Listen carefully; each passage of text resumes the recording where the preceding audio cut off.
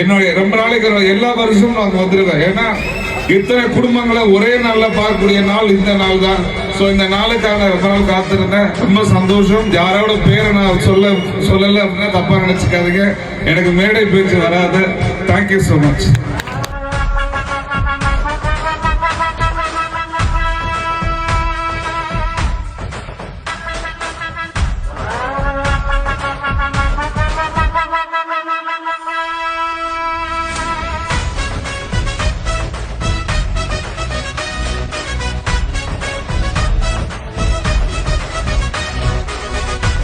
வாங்க, உங்களை மாதிரி ஆட்கள்லாம் இருந்தா ராமசாமி நாட வாழ்க வளர்ந்தார். எல்லாம் நல்லா கைத்தட்டி உற்சாகப்படுத்துங்க.